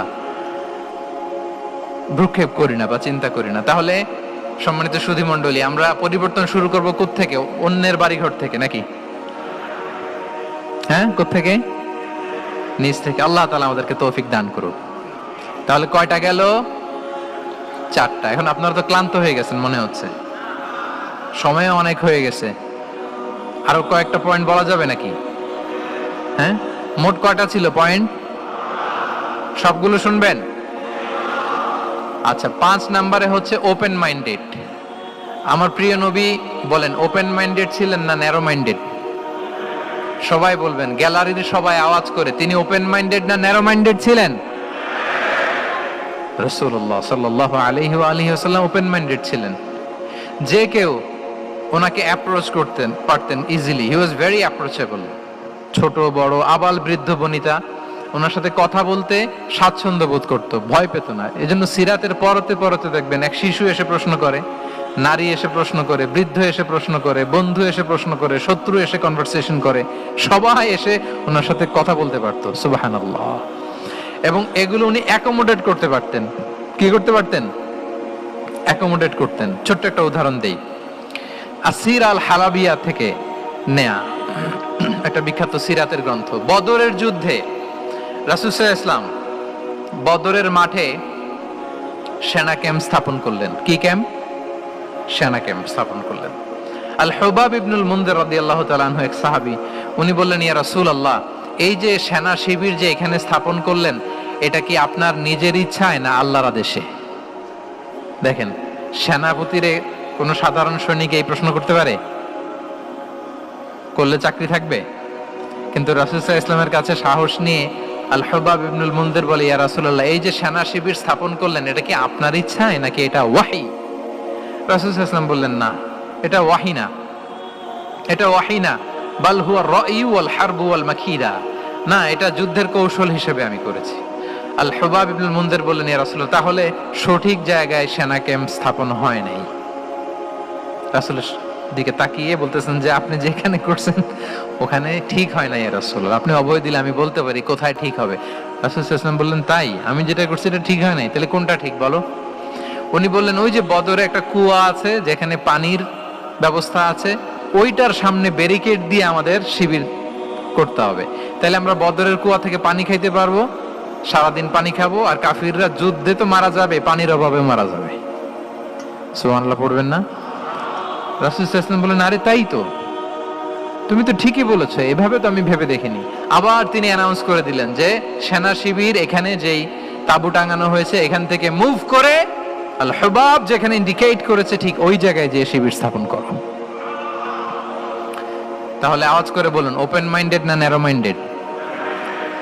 আমরা অনেক সময় আমাদের অধীনস্থদের কথা শুনতে চাই না। অনেক সময় অধীনস্থদের মাথা থেকেও দারুণ দারুণ দুর্দান্ত আইডিয়া চলে আসতে পারে। ইগনোর করবেন না সব সময়, আপনি দেখবেন যে তার কাছ থেকে ভালো আইডিয়া এসছে কিনা। তাহলে রাসূল সাল্লাল্লাহু আলাইহি ওয়াসাল্লাম এটাকে ইগনোর না করে অ্যাকোমোডেট করলেন। সুবহানাল্লাহ। খন্দক যুদ্ধের কথা যদি দেখি, পরীক্ষা খননের অ্যাডভাইস কে দিয়েছিল? মক্কার কোন লোক? মদিনার? কে দিয়েছিল? সালমান আল ফারিসি। বাড়ি কোথায়? ইরান, পারস্য। হি ওয়াজ পার্সিয়ান বেসিক্যালি। তাহলে দেখেন, সে পারস্য থেকে এসে বললেন যে এখানে পরীক্ষা খনন করলে ভালো হয়। 5.5 কিলোমিটার পরীক্ষা খনন করে ফেললেন। 4.5 মিটার প্রশস্ত, 3.5 মিটার হচ্ছে এটার ডেপথ। পুরো মদিনার সবাই মিলে এটা করে ফেললেন। তার মানে আমি সব বুঝি, আমি সব জানি, এই মেন্টালিটি থেকে আমাদের বেড়ে আসতে হবে। এটা হচ্ছে একটা ন্যারো মাইন্ডেড পার্সোনালিটির অধিকারী, যে আমি যেটা বলছি ওইটা, এটার পরে কোনো কথা নেই, এটা ভুল। বরং আমার টিমের মধ্যে থেকে যদি কোনো ভালো অপিনিয়ন আসে সেটা আমি রিভাইজ করব। কি বলেন, পারা যাবে না? তাহলে ওপেন মাইন্ডেড পার্সোনালিটি ছিলেন রাসূলুল্লাহ সাল্লাল্লাহু আলাইহি ওয়াসাল্লাম। 6 নম্বরে চলে যাই। 6 নম্বর মাইন্ডসেট হচ্ছে এন্টারপ্রেনারিয়াল মাইন্ডসেট। এন্টারপ্রেনার। এখন তো এটা আপনারা সবাই খুব বেশি শোনেন, এন্টারপ্রেনারশিপ, এন্টারপ্রেনার মাইন্ডসেট আসলে অনেক কিছুর সমন্বয় হয়। এক নম্বর, যার প্রোঅ্যাক্টিভ অ্যাটিটিউড যাদের থাকে, solution focused, not problem focused. Problem সৃষ্টি হইলে ওইদিকে ফোকাস না করে কিভাবে সলিউশন করা যায় ওইদিকে ফোকাস করতেন। এরপর যে হিউম্যান রিসোর্সের ভালো ম্যানেজ করতে পারে, রিসোর্স কম কিন্তু to take the best out of this resource. অনেকে দেখবেন যে ছোট্ট জিনিসকে অর্গানাইজ করে এত সুন্দর প্রেজেন্টেশন করে, আবার অনেকের অনেক আছে কিন্তু সেটাকে প্রেজেন্ট করতে পারে না, এরকম আছে না নাই? রাসূল সাল্লাল্লাহু আলাইহি ওয়াসাল্লাম অল্প রিসোর্স দিয়ে অনেক বড় কিছু অ্যারেঞ্জ করতে পারতেন, সুবহানাল্লাহ। এবং he was a very good talent hunter. রাসূল সাল্লাল্লাহু আলাইহি ওয়াসাল্লাম একজন চৌকস ট্যালেন্ট হান্টার ছিলেন। He was a very good observer. সাহাবীদের কার কি ট্যালেন্ট এটা তিনি নোট করতেন। যার যে দক্ষতা তাকে তার ওই দক্ষতা দিয়ে ইসলামের সেবা করতে উৎসাহ দিতেন। যখনই কোনো প্রতিভাবান সাহাবীকে তিনি দেখেছেন, তিনি ইসলামের জন্য সেই প্রতিভাকে কাজে লাগানোর চেষ্টা করেছেন। একজনকে দিয়ে সবটা করেননি। আমাদের সমাজে এই একটা ভুল ধারণা আছে, আমরা অনেকে একজনের কাছ থেকে সব কামনা করি। একজন সব করতে পারে না, পারে? যারা পারেও কোনোটাই ভালোভাবে পারে না, সব পারে, একটু একটু পারে। তো রাসূল সাল্লাল্লাহু আলাইহি ওয়াসাল্লাম ট্যালেন্ট হান্টার ছিলেন, যার যেখানে ট্যালেন্ট তাকে ওই কাজে লাগাতেন। বলেন তো, খালিদ বিন ওয়ালিদ রাদিয়াল্লাহু তাআলা আনহুকে আল্লাহ রাসূল সাল্লাল্লাহু আলাইহি ওয়াসাল্লাম কি কাজে লাগিয়েছিলেন? অনেক পরে ইসলাম ধর্ম গ্রহণ করেছেন, কিন্তু যুদ্ধের অভিযানে পাঠিয়েছেন এবং পরবর্তীতে তিনি সেনা প্রধান হয়েছিলেন মুসলিম ব্যাটালিয়নের। কারণ উনি ওয়ার স্ট্র্যাটেজি জানতেন। উনার আক্রমণের কারণে তো উহুদের প্রান্তরে মুসলিমরা প্রায় নাস্তানাবুদ হওয়ার অবস্থা, তাই না? অনেক পরে আল্লাহ তাআলা ওনাকে ইসলামের জন্য কবুল করলেন। তাহলে উনি ওয়ার স্ট্র্যাটেজি জানতেন, ফলে রাসূল সাল্লাল্লাহু আলাইহি ওয়াসাল্লাম ওনাকে যুদ্ধের জন্য কাজে লাগিয়েছেন। তাহলে সবাইকে একটা দিলে হবে না, প্যারাসিটামল 3 বেলা সবার জন্য হবে নাকি যার যে রোগ সে অনুযায়ী প্রেসক্রিপশন? খালিদ বিন ওয়ালিদ রাদিয়াল্লাহু তাআলা আনহু তিনি সমরবিদ ছিলেন, রণকৌশলী। ওনাকে বানিয়েছেন সেনা প্রধান। আওয়াজ করে বলুন, কি প্রধান? উনি সেনা প্রধান হয়েছিলেন। আচ্ছা, আপনারা হাসান বিন সাবিত রাদিয়াল্লাহু তাআলা আনহুর নাম শুনেছেন নিশ্চয়ই। ওনাকেও তো যুদ্ধের ময়দানে পাঠিয়েছেন না? ওনারা পাঠিয়েছেন। ওনারা দিয়ে কি করছেন বলেন? কবিতা লিখতেন। ওনার কাব্য প্রতিভা ছিল। উনি বেসিক্যালি যুদ্ধ করতে জানতেন না, এজন্য রাসূল ইসলাম যুদ্ধে ওনাকে পাঠাতেনও না। বিভিন্ন যুদ্ধে ওনাকে না পাঠিয়ে নারীদেরকে, মদিনার নারী শিশু ভালনারেবলস যারা আছে তাদেরকে দেখভাল করার জন্য মদিনায় উনি রেখে যেতেন। কারণ আল্লাহ তাআলা ওনাকে কাব্য প্রতিভা দিয়েছিলেন। ওনার এক এক কবিতা পড়লে গায়ের লোম খাড়া হয়ে যায়। You will have goosebumps, literally আপনার গায়ের পশম দাঁড়িয়ে যাবে। এবং উনি ওনার কবিতা দিয়ে মুসলিমদেরকে, সাহাবীদেরকে উজ্জীবিত করতেন। মসজিদে নববীতে আল্লাহ রাসূল সাল্লাল্লাহু আলাইহি ওয়াসাল্লাম ওনার মিম্বারের পাশে শুধু হাসান বিন সাবিতের রাদিয়াল্লাহু তাআলা আনহুর জন্য আলাদা একটা মিম্বার বানিয়েছিলেন, যে হাসান তুমি ওখানে উঠে কবিতা লিখে আমার সাহাবাদেরকে উজ্জীবিত করবে জিহাদের জন্য। আল্লাহু আকবার। তাহলে একজনকে সেনা প্রধান, আরেকজনকে জাতীয় কবি, আরেকজনকে হাসান বিন সাবিত রাদিয়াল্লাহু তাআলা আনহুকে কি বানালেন? জাতীয় কবি বানালেন। আচ্ছা, হুযায়ফা ইবনুল ইয়ামান রাদিয়াল্লাহু তাআলা আনহু, ওনার ছিল ডিটেকটিভ মাইন্ড, এজন্য ওনাকে রাসূল সাল্লাল্লাহু আলাইহি ওয়াসাল্লাম মদিনার গোয়েন্দা বিভাগের প্রধান বানিয়েছেন, হেড অফ ডিটেকটিভ ডিভিশন। হুযায়ফা ইবনুল ইয়ামান ছিলেন মদিনার কি? হেড অফ ইন্টেলিজেন্স, গোয়েন্দা বিভাগের প্রধান। মুআয ইবনে জাবাল রাদিয়াল্লাহু তাআলা আনহু প্রশাসনিক কাজ খুব ভালো বুঝতেন। মদিনার সবচাইতে বড় সিনিয়র আমলা ছিলেন মদিনা রাষ্ট্রের। মদিনা রাষ্ট্রের সবচাইতে সিনিয়র আমলা মুআয ইবনে জাবাল রাদিয়াল্লাহু তাআলা আনহুকে রাসূল সাল্লাল্লাহু আলাইহি ওয়াসাল্লাম কবিতা লেখার দায়িত্বও দেন নাই, গোয়েন্দাগিরি করতে দেন নাই, ওনাকে ইয়ামানের গভর্নর করে পাঠিয়েছেন। সুবহানাল্লাহি বিহামদি। তাহলে যার যে যোগ্যতা তাকে সেই জায়গায় কাজে লাগানো, এটাকে বলে এন্টারপ্রেনাল মাইন্ডসেট। এটা কি বলে? এন্টারপ্রেনাল মাইন্ডসেট। আল্লাহ হাবিব সাল্লাল্লাহু আলাইহি ওয়াসাল্লামের এই মাইন্ডসেট ছিল। 7 নম্বরে হচ্ছে কনসিডারেট। 7 নম্বরে কি? কনসিডারেট। আমি খুব দ্রুত শেষ করে যাব ইনশাআল্লাহ। আপনারা বোরিং হচ্ছেন না তো? ক্লান্ত হচ্ছেন কারা কারা দেখি হাত তোলেন। আচ্ছা, তাহলে একটা তাকবীর পড়ুন আওয়াজ করে, আল্লাহু আকবার। আর জোরে পড়ুন, আল্লাহু আকবার, আল্লাহু আকবার। মাশাআল্লাহ, এই তো ক্লান্তি টান্তি চলে গেছে না? এবার ঘুমটুম ঝিমুনি যেটা আসছে চলে গেছে, আলহামদুলিল্লাহ। 7 নাম্বার মাইন্ডসেট হচ্ছে কনসিডারেট মাইন্ডসেট। কনসিডারেট মানে হচ্ছে সুবিবেচক, যার বিবেচনা আছে, অথবা যে অন্যের প্রতি সহানুভূতিশীল, উচ্চ বিবেকবোধ সম্পন্ন ব্যক্তিত্ব। রাসূল সাল্লাল্লাহু আলাইহি ওয়াসাল্লাম he was the man of 6 senses. ওনার 6টা সেন্স কাজ করতে একসাথে। কয়টা? আমাদের করে কয়টা? 5টা তো আল্লাহ দিছে, অনেকের 3টাও কাজ করে না। কোন দিক দিয়ে কি হচ্ছে দিন দুনিয়ায় নাই, সে একেবারে অন্য জগতের মানুষ। কি হচ্ছে চোখ কান খোলা নাই, কিছু জানা নাই। কিন্তু রাসূল সাল্লাল্লাহু আলাইহি ওয়াসাল্লাম he was man of 6 senses. চারদিকে কোথায় কি হচ্ছে, কার একটু অসুবিধা হয়ে যাচ্ছে, কার একটু সমস্যা, খুব অন্যের ব্যথায় ব্যথিত ছিলেন, অন্যের দুঃখে দুঃখী ছিলেন, অন্যের প্রতি সহানুভূতি ছিলেন, ম্যান অফ 6 সেন্সেস ছিলেন তিনি। সিরাত থেকে দু একটা উদাহরণ দেখেন। একবার রাতের নামাজ, সম্ভবত এশার নামাজ, খুব ছোট্ট করে শেষ করে দিলেন। তো সাহাবারা জিজ্ঞেস করলেন, ইয়া রাসূলুল্লাহ, নামাজ তো এত তাড়াহুড়ো করতে আপনাকে কখনো দেখিনি। তিনি বললেন, আমি নামাজের মাঝখানে এক ছোট্ট বাচ্চার কান্না শুনেছি। আনাস রাদিয়াল্লাহু বর্ণনা করেন যে কানা রাসূলুল্লাহ সাল্লাল্লাহু আলাইহি ওয়াসাল্লাম ইয়াসমাউ বুকা আস-সাবিয়্যি মা উম্মি। আমি যখন নামাজে ইমামতি করছি, পেছনে মহিলাদের কাতারের ওখান থেকে একটা ছোট্ট শিশুর কান্নার আওয়াজ আমার কানে আসলো। দেখেন কি সেন্স। তো আমার মনে হচ্ছিল বাচ্চার কান্নায় পেছনের কাতারে মায়ের বড্ড কষ্ট হচ্ছে। যে মাটা বাচ্চাটাকে নিয়ে এসছে উইমেন প্রেয়ার হলে, তাকে বাচ্চাটাকে ম্যানেজ করতে বা সামলাতে মায়ের বড্ড কষ্ট হয়ে যাচ্ছে আমার মনে হচ্ছে। এজন্য আমি নামাজটা একটু শর্টকাটে শেষ করে দিয়েছি। Could you imagine that? কি নবী আমরা পেয়েছি, কিরকম কনসিডারেট ছিলেন, কতটা সুবিবেচক ছিলেন, অন্যের প্রতি কতটা সহানুভূতিশীল ছিলেন তিনি, অন্যের যাতে কোনো সমস্যা না হয় এটা খেয়াল করতেন। মুআয ইবনে জাবাল রাদিয়াল্লাহু তাআলা আনহুকে মদিনার পাশেই এক মসজিদের ইমাম করে পাঠালেন।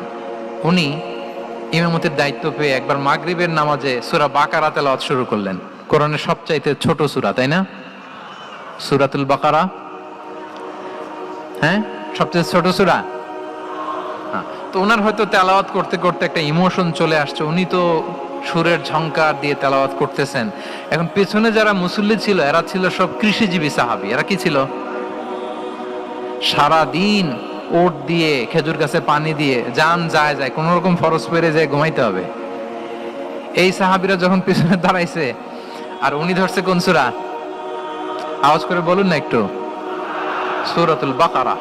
এখন ওনারা তো আর থাকতে পারে না, ওনার সাথে থাকতে না পারে এক সাহাবী নামাজ রেখে দিয়ে ডাইরেক্ট রাসূল সাল্লাল্লাহু আলাইহি ওয়াসাল্লামের কাছে। কারণ বড় হুজুর তো আছে মদিনায়। যে বিচার দিছে ইয়া রাসূলুল্লাহ, দেখেন এমন একজনকে ইমাম করে অ্যাসাইন করেছেন, উনি মাগরিবের সালাতে সূরা বাকারা পড়ে, আর আমরা হচ্ছি কৃষিজীবী শ্রমজীবী সাহাবী। আমাদের তো এত বড় কেরাতের সাথে জয়েন করা সম্ভব না। রাসূল সাল্লাল্লাহু আলাইহি ওয়াসাল্লাম রেগে গেলেন, চেহারাটা আগুনের গোলার মতো লাল হয়ে গেল। মুআয ইবনে জাবাল রাদিয়াল্লাহু তাআলা আনহুকে ডেকে পাঠালেন, ডেকে বললেন, আফাত্তানুন আনতা ইয়া মুআয, আফাত্তান, তুমি কি ফিতনা সৃষ্টি করতেছো? ওখানে পাঠাইছি কমিউনিটির ইউনিটি ধরে রাখার জন্য, তুমি ওখানে যে ফিতনা সৃষ্টি করতেছো। তুমি কি সাব্বিহ ইসমা রাব্বিকাল আ'লা এই সূরা তোমার মুখস্থ নাই? ওয়াদ-দুহা ওয়াল-লাইলি ইযা সাজা এটা পারো না? ওয়াশ-শামসি ওয়া দুহাহা এটা মুখস্থ নাই? তো তুমি কেন এই সূরাগুলো দিয়ে নামাজ পড়াও না? কেন পড়াও না? এরপর তিনি বললেন, যখন ইমামতির সুযোগ পাবে, সুযোগ পেয়ে লম্বা কেরাত ধরো না, ছোট্ট কেরাত দিয়ে নামাজ শেষ করো। কেননা তোমার পেছনে বয়স্করা আছে, মুরব্বীরা আছে, অসুস্থরা আছে।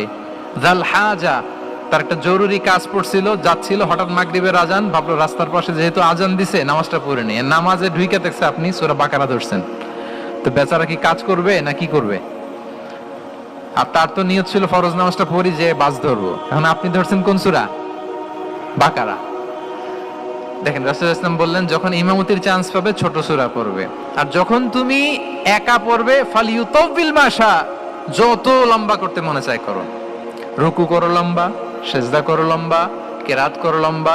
রাসূল সাল্লাল্লাহু আলাইহি ওয়াসাল্লাম তো রাতে আধা ঘন্টা 40 মিনিট প্রথম রাকাতে কিরাত পড়তেন, এরপরে আবার 40 মিনিট রুকুতে থাকতেন, রুকু থেকে দাঁড়ায় আবার 40 মিনিট, আবার সিজদায় যেয়ে 40 মিনিট, এরপরে সিজদা থেকে 2 সিজদার মাঝখানে আবার 40 মিনিট, 2 রাকাত দিয়ে এরকম রাতও শেষ করে দিছে। তো আপনার লম্বা যদি পড়তে মনে চায়, আপনি তো আপনার ব্যক্তিগত নফল সালাতে এভাবে লম্বা করবেন। কিন্তু আমাদের হয়ে গেছে উল্টা, একাকী নামাজ, কোন রকম রুকু সেজদা, এরকম হয়ে গেছে না অনেকটা। কিন্তু ইমামতির সুযোগ পেলে মাশাআল্লাহ, আল্লাহু আকবার, এইবার শুরু হয়েছে শাইখ সুদাইসির কণ্ঠে এই লম্বা করে। এখন পেছনে মুসল্লিদের কি কি দশা, ওইটা আর আমরা খেয়াল করি না। না, আমাদেরকে অন্যের প্রতি সহানুভূতিশীল হতে শিখিয়েছে ইসলাম, কনসিডারেট হতে শিখিয়েছে, সুবিবেচক হতে শিখিয়েছে, যেটা রাসূল সাল্লাল্লাহু আলাইহি ওয়াসাল্লাম করেছেন। এবং রাসূল সাল্লাল্লাহু আলাইহি ওয়াসাল্লাম কোনো কাজে কাউকে পাঠালে ওনার বিখ্যাত সে বাণীটা বলে দিতেন যে ইয়াসসিরু ওয়ালা তুআসসিরু বাশশিরু ওয়ালা তুনাফিরু, সহজ করে উপস্থাপন করো, কঠিন করো না। সুসংবাদ দিও, মানুষকে দিন থেকে ভাগিও না। আমরা মানুষকে ভয় দেখাই, আমরা এত কঠিন করে ইসলামকে উপস্থাপন করি, মানুষ বলে আগে যেটা করতাম ওইটাই ভালো। তো আমরা যেন দিনকে কঠিন না করি, আমাদের কোনো অ্যাটিটিউডের কারণে যেন মানুষ ইসলাম থেকে ভেগে না যায়। আরেকটা উদাহরণ দেখুন, একবার মাগরিবের কিংবা এশার নামাজে রাসূল সাল্লাল্লাহু আলাইহি ওয়াসাল্লাম লম্বা সেজদা দিলেন। এত লম্বা সেজদা তিনি কখনো দেন না। নামাজ শেষে সাহাবারা জিজ্ঞেস করলেন, ইয়া রাসূলুল্লাহ, আপনি কি নামাজের মাঝখানে অসুস্থ হয়ে গেলেন নাকি, অথবা কোরআনের আয়াত নাজিল হলো নাকি, ওহী নাজিল হলো নাকি? রাসূল সাল্লাল্লাহু আলাইহি ওয়াসাল্লাম বললেন, কুল্লু যালিকা লাম ইয়াকুন ওয়ালাকিন নাবনি ইরতাহালানি ওয়া কারিহতু আন উআজ্জিলাহু হাত্তা ইয়াকদি হাজাতা। বললেন না, অসুস্থ হই নাই, ওহীও নাজিল হয় নাই। আমি যখন সেজদায় গিয়েছি, আমার দুই ছোট নাতি হাসান হোসেন আমার কাঁধের উপরে চেপে বসেছে। যতক্ষণ না ওরা খেলা শেষ না করে নিচে নেমেছে, আমি সেজদায় লুটিয়েছিলাম, নেমেছে এরপরে মাথা উঠিয়েছি। আমার মাথা উঠানোর কারণে ওদের খেলার একটু ডিস্টার্ব হবে, এজন্য আমি আর সেজদা থেকে মাথা উঠাই নাই। সুবহানাল্লাহ পড়বেন না? দেখেন, নাতির খেলার যেন ডিস্টার্ব না হয়। পেছনের মহিলা সারির এক বোনের নামাজের সমস্যা হচ্ছে, এগুলো উনি খেয়াল করতেন, ছোট্ট ছোট্ট বিষয়গুলো উনি খেয়াল করতেন। এটাকে বলে কনসিডারেট মাইন্ডসেট। কি বলে? তাহলে আমরা অন্যের প্রতি যেন সহানুভূতিশীল হই, নাকি শুধু নিজেরটাই দেখবো? অন্যেরটা দেখার দরকার আছে না নাই বলেন? আচ্ছা, 8 নাম্বার হচ্ছে ট্রান্সপারেন্সি। খাবো না। ট্রান্সপারেন্সি মানে হচ্ছে স্বচ্ছতা।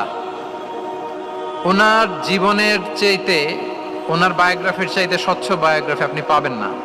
No public and private dividation, and in the long history of time no one's life has been recorded more transparently than the life of Prophet Muhammad sallallahu alaihi wasallam. রাসূল সাল্লাল্লাহু আলাইহি ওয়াসাল্লামের চেয়ে বেশি পৃথিবীতে এমন সেকেন্ড কোন পারসন আপনি দেখাতে পারবেন না যার জীবনে সবকিছু রেকর্ডেড। সবকিছু রেকর্ডেড। এরকম আছে? ঘরে কি করেছেন, বাইরে কি করেছেন, স্ত্রীর সাথে কি করেছেন, বন্ধুর সাথে কি করেছেন, সাহাবাদের সাথে কি করেছেন, শত্রুর সাথে কি করেছেন, অল আর রেকর্ডেড।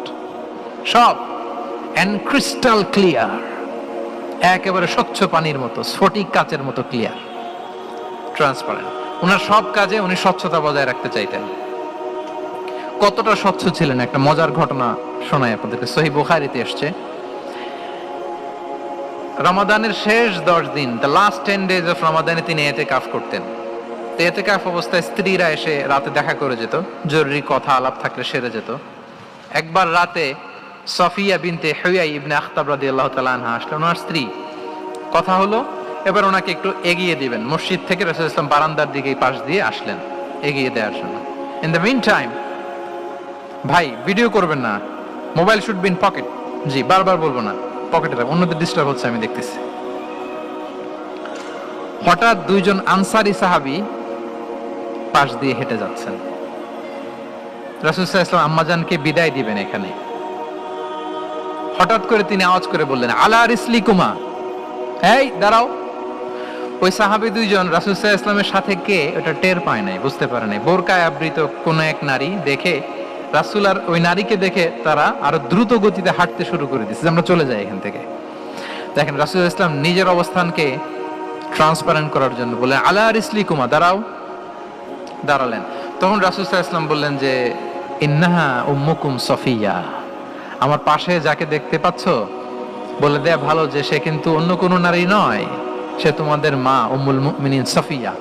সাহাবারা বলে, সুবহানাল্লাহ ইয়া রাসূলুল্লাহ, ইয়া রাসূলুল্লাহ, এ কেমন কথা? আপনি কেন আমাদের কাছে জবাবদিহি করতে যাচ্ছেন বা ক্লারিফাই করছেন? আপনার পাশে কোনো নারী এত রাতে যদি দাঁড়িয়ে থাকে, তিনি তো আমাদের মাদের মধ্যে থেকেই তো একজন হবেন, কেন আপনি বলতেছেন? তখন রাসূল সাল্লাল্লাহু আলাইহি ওয়াসাল্লাম বললেন যে না, ইন্না শাইতানা ইয়াজরি মিনাল ইনসানি মাজরাদ দাম, শয়তান মানুষের রগে রগে চলাচল করে। ওয়া ইন্নী খাশিতু আইয়ুকযিফা ফি কুলুবিকুমা শাররান, আরেক বর্ণনায় আছে শাইআন, আমার ভয় হয় হয়তো শয়তান কোনো সন্দেহের উদ্রেক তোমাদের হৃদয়ে ঢুকায় দিতে পারে। সুবহানাল্লাহ। এজন্য আমি ক্লিয়ার করে দিলাম, এটা আমার বউ, আমার স্ত্রী, তোমাদের মা সফিয়া। দুজন সাহাবী যদি চলে যায়, এমন হতেই পারতো বাড়িতে যে একজন আরেকজনকে জিজ্ঞেস করতে পারতো যে আচ্ছা, নবীর পাশে যে কালো বোরকা পরা মহিলাটা ছিল দেখছো না, এটা কে? তখন একজন হয়তো বলতো কে আর হবে, আমাদের মাই তো হবে, কোন এক মা। আরেকজন বলবে আমাদের উম্মুল মুমিনের কেউ ছিল নাকি অন্য কেউ। এরকম একটা হুট করে সন্দেহের উদ্রেক মাথায় আসতে পারে না যে ওনার স্ত্রী ছিল না অন্য কেউ ছিল? আসতে পারে কি পারে না বলেন? ওই সন্দেহের অবকাশটুকু রাসূল সাল্লাল্লাহু আলাইহি ওয়াসাল্লাম রাখেন নাই। উনি বলে দিলেন যে এটা তোমাদের মা, এটা সফিয়া। এই সন্দেহের অবকাশের কোনো সুযোগ নাই। তাহলে রাসূল সাল্লাল্লাহু আলাইহি ওয়াসাল্লামের পুরো লাইফ ছিল ট্রান্সপারেন্ট, একেবারে স্বচ্ছ। আমি অনেক পয়েন্টস নিয়ে এসেছি, এটা 2-3 ঘন্টার আলোচনায় চলে যাবে। আমি প্রত্যেকটা পয়েন্টে একটা বা দুইটা ঘটনা দিয়ে শেষ করতেছি। তাহলে রাসূল সাল্লাল্লাহু আলাইহি ওয়াসাল্লামের লাইফ তিনি কত স্বচ্ছতার সাথে কাটিয়েছেন, এটা ক্লিয়ার না আমাদের সাথে? Transparent mindset. 9 নাম্বার হচ্ছে অ্যাপ্রিশিয়েটিভ। 9 নাম্বার কি? অর্থাৎ অন্যের প্রশংসা করা। আমরা অনেক সময় অন্য কেউ ভালো কাজ করলে অ্যাপ্রিশিয়েট করতে চাই না। আমরা গুণমুগ্ধ হই কিন্তু গুণগ্রাহী হতে চাই না। অন্যরে ক্রেডিট দিতে চাই না, তার ভালো কাজের স্বীকৃতি দিতে চাই না। হয়তো আমার দলের লোক না, বা আমার চিন্তার লোক না, বা আমার সার্কেলের লোক না, তার প্রশংসা করতে চাই না, তার গুণগ্রাহী হতে চাই না। এরকম মেন্টালিটি আমরা অনেকে ক্যারি করি না? রাসূল সাল্লাল্লাহু আলাইহি ওয়াসাল্লাম এটা করেননি। ভালো কিছু দেখলে মুসলিম হোক অমুসলিম হোক অ্যাপ্রিশিয়েট করতেন। Basically he develop the culture of appreciation. এটা আমাদের করতে হবে। আপনার ছেলে ভালো কিছু করেছে, অ্যাপ্রিশিয়েট করেন, ও কনফিডেন্স ফিরে পাবে। আপনার স্ত্রী ভালো রান্না করেছে, অ্যাপ্রিশিয়েট করেন, সে আনন্দিত হবে। আপনার বন্ধু ভালো কিছু একটা করেছে, তাকে ইন্সপায়ার করেন, অ্যাপ্রিশিয়েট করেন। রাসূল সাল্লাল্লাহু আলাইহি ওয়াসাল্লাম একবার এক বৈঠকে 8 জন সাহাবীকে 8টা কমপ্লিমেন্ট দিয়েছেন, 8টা অ্যাপ্রিসিয়েশন দিয়েছেন। তিনি বলেছেন আরহামু উম্মতি বি উম্মতি আবু বকর। দেখেন 8 জন সাহাবীর 8টা গুণের বর্ণনা দিচ্ছেন। তিনি বললেন আমার উম্মতের মধ্যে সবচাইতে রহম দিলের সাহাবী হচ্ছে কে? সবাই বলুন তো কে? আবু বকর রাদিয়াল্লাহু তাআলা। এত রহম দিলের ছিলেন, উনি যখন আল্লাহ রাসূল সাল্লাল্লাহু আলাইহি ওয়াসাল্লামের ইন্তেকালের পরে মসজিদে নববীতে যখন নামাজে দাঁড়াতেন, কান্নার চোটে উনি কেরাতই পড়তে পারতেন না। কমপ্লেন করতো সাহাবারা যে আমরা তো কেরাত বুঝি না, একটু স্পষ্ট করে পড়েন, কান্না একটু থামান। কেন কাঁদতেন? কারণ উনি যখন নামাজে দাঁড়াতেন ওনার ফিলিংসটা হতো এরকম যে কাইফা আকুমু মাকামা রাসূলিল্লাহ, আমি রাসূলের জায়গায় কিভাবে দাঁড়াই? এখানে তো আমার রাসূল দাঁড়িয়ে ইমামতি করেছেন, আমি নবীর জায়গায় দাঁড়িয়ে কিভাবে নামাজটা পড়াই? এই অনুভব থেকে উনি যে কাঁদতে শুরু করতেন, এই কান্নার ধাক্কায় উনি আর তেলাওয়াতই আগাতে পারতেন না। আরহামু উম্মতি বি উম্মতি আবু বকর। আমার উম্মতের মধ্যে সবচাইতে রহম দিলের হচ্ছেন আবু বকর। ও আসাদুহুম ফি আমরিল্লাহি উমর। দেখেন প্রশংসা করতেছেন। আর আমার উম্মতের মধ্যে আল্লাহর দ্বীন বাস্তবায়নে সবচাইতে কঠোর হচ্ছে ওমর। মুনাফিকরা ওনাকে জমের মতো ভয় পেত, ইভেন শয়তান ভয় পেত। রাসূল সাল্লাল্লাহু আলাইহি ওয়াসাল্লাম বলেন ওমর, তুমি যদি এই রাস্তা দিয়ে হাঁটো, শয়তান যদি দেখতে পায়, শয়তান এই রাস্তা রেখে দিয়ে অন্য কোনো রাস্তা থাকলে ওইটা দিয়ে হাঁটে। সুবহানাল্লাহ বিহামদি। আমাদের অনেক সময় এমন হয় না যে আমাদের বাচ্চারা, ছেলে মেয়েরা খেতে চায় না, আমাদের নাতি নাতনিরা খেতে চায় না, মায়েরা খাবার নিয়ে পেছনে পেছনে ঘুরে, আর তখন ভয় দেখায় এই রাত্রিবেলা তাড়াতাড়ি খাও, ওই যে বাঘ আসবে, বাঘ, বিড়াল আসবে, বিড়াল, তাড়াতাড়ি না খেলে কিন্তু ভূত আসবে, ভূত। এরকম বলেন আপনারা? বলেন না? এই দায়িত্ব তো আপনাদের কাঁধে থাকে না? তো ওই যে আমাদের বোনরা বলতে পারবে, বোনরা খাবার নিয়ে ঠিকই রাত্রিবেলায় বাচ্চাদের পেছনে পেছনে এরকম দৌড়াতে হয়। তো কি বলতে হয় যে এই ভূত আসলো, ভূত, ওই যে বিড়াল আসলো, বিড়াল, কুকুর আসলো, এইগুলো বললে বাচ্চারা আবার ভয় পায়, তাড়াতাড়ি করে খায়। তো মদিনাতেও মদিনার বাচ্চারা খেতে চাইতো না। তো খেতে না চাইলে মায়েরা ভূত আসতেছে, ভাল্লুক আসতেছে এগুলো না বলে বলতো হা হুয়া ইয়াতি উমর, ইয়াতি উমর, তাড়াতাড়ি খাও, তাড়াতাড়ি খাও, ওই যে ওমর আসতেছে, ওমর। সুবহানাল্লাহি বিহামদি। ওয়া আশাদুহুম ফি আমরিল্লাহি উমর। আল্লাহর দ্বীন বাস্তবায়নে সবচেয়ে কঠোর ছিলেন ওমর রাদিয়াল্লাহু তাআলা আনহু। ওয়া আসদাকুহুম হায়াআন উসমান, সবচেয়ে লাজুক সাহাবী ছিলেন উসমান রাদিয়াল্লাহু তাআলা আনহু। শুধু অর্থ বলে যাই। ওয়া আকরাউহুম লিকিতাবিল্লাহি উবাই ইবনে কাব, সবচেয়ে কোরআনের ভালো কিরাত পড়তে পারতেন উবাই ইবনে কাব। আফরাদুহুম যায়েদ ইবনে সাবিত, উত্তরাধিকার বন্টনের নীতিমালা ফারায়েজের জ্ঞান ছিল যায়েদ ইবনে সাবিত রাদিয়াল্লাহু তাআলা। ওয়া আ'লামুহুম বিল হালালি ওয়াল হারামি মুআদ ইবনে জাবাল, এই উম্মতের হালাল হারামের স্পেশালিস্ট সাহাবী হচ্ছেন মুআদ ইবনে জাবাল।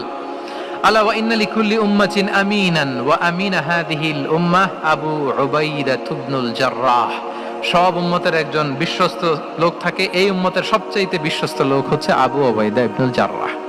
দেখেন 8 জন সাহাবীর 8টা গুণের কথা বললেন।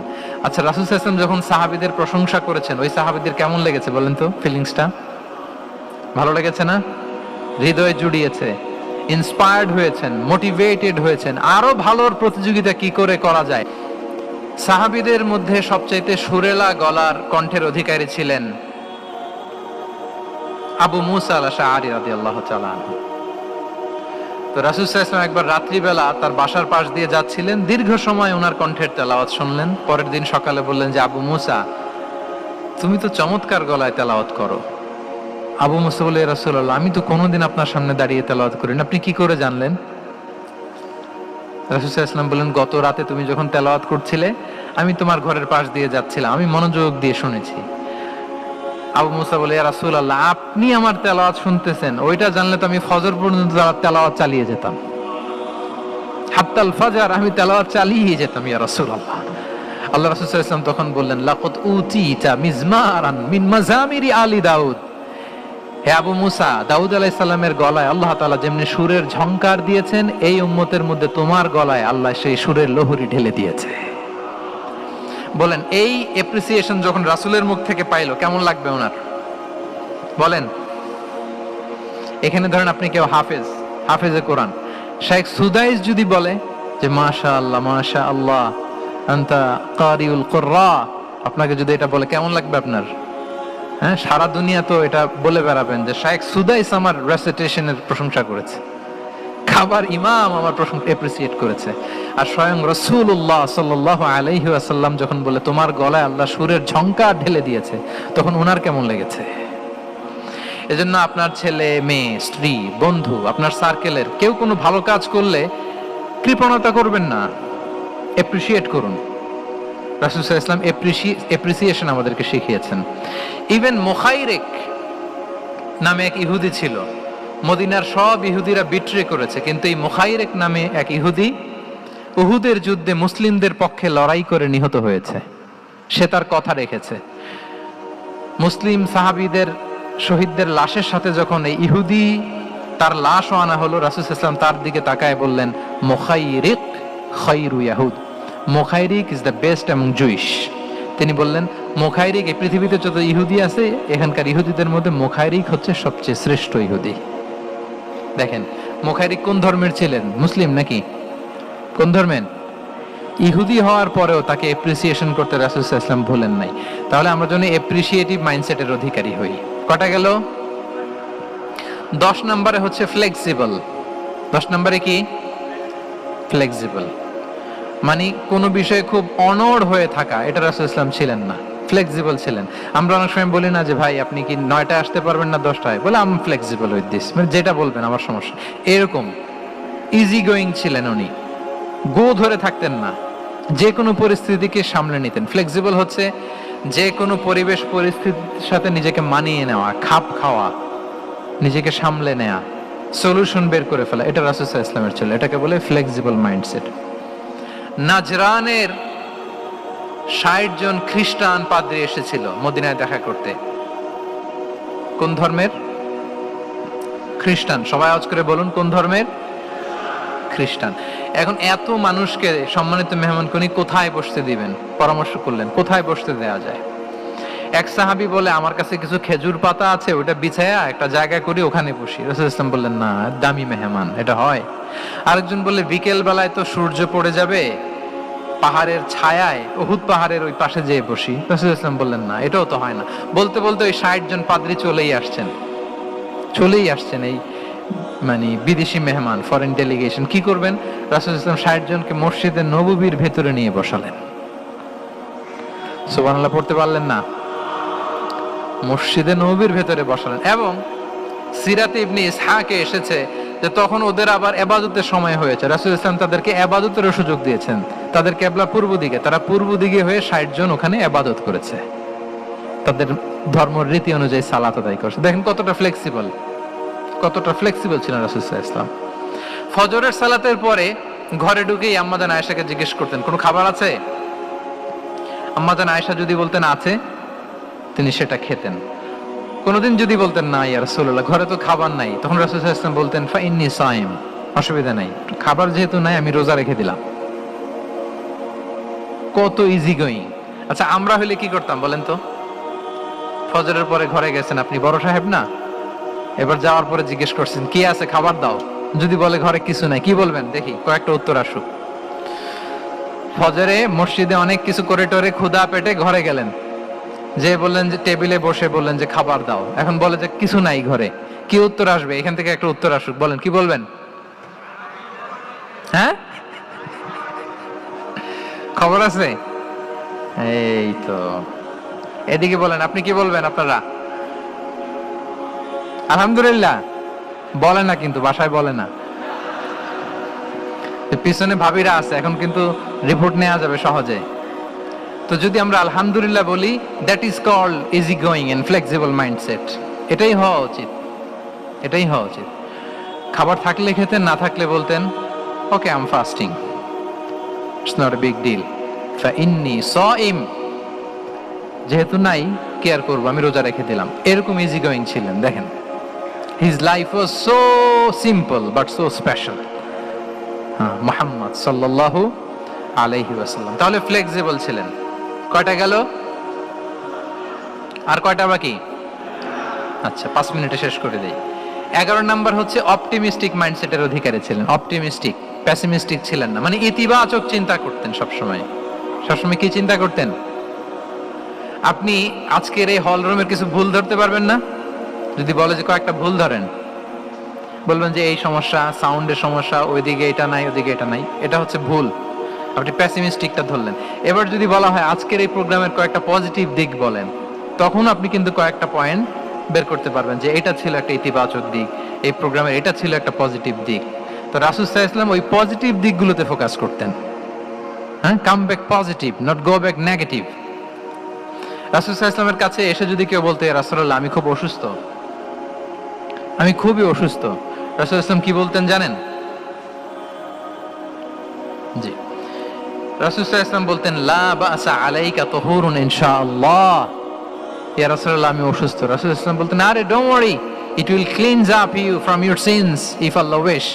ইনশাআল্লাহ এতে তোমার যে গুনাহ টুনা আছে, পাপ আছে, এই পাপগুলোকে আল্লাহ তাআলা এই অসুস্থতা দিয়ে মোচন করে দিচ্ছেন। পড়েন সুবহানাল্লাহ। তাইলে আপনি অসুস্থতার মধ্যে একটু হালকা হলেন না, যে জ্বরে ভুগতেছি কিন্তু এই জ্বরে নাকি আমার গুনাহ মাফ হয়ে যায়। পেটের ব্যথায় আক্রান্ত, মাথা ব্যথায় আক্রান্ত, কিন্তু এটাতে নাকি আল্লাহ আমার পাপ মোচন করে দেয়, তাহলে একটু ভাল লাগবে না? তাহলে দেখেন একটা কঠিন পরিবেশকে রাসূল সাল্লাল্লাহু আলাইহি ওয়াসাল্লাম সহজ করতেন। অসুস্থ শুনলেই লা বাস তুহুর ইনশাআল্লাহ, আর কিছু হবে না, আল্লাহ তোমার গুনাহ মাফ করে দিচ্ছে। অসুস্থ ব্যক্তি দেখলেই মাথায় হাত দিয়ে দোয়া করতেন আল্লাহুম্মা রাব্বান নাস আযহিবিল বাস ইশফি আনতাশ শাফি লা শিফাআ ইল্লা শিফাউক শিফাআন লা ইউগাদিরু সাকামা। উজ্জীবিত হয়ে যেত অসুস্থ ব্যক্তি।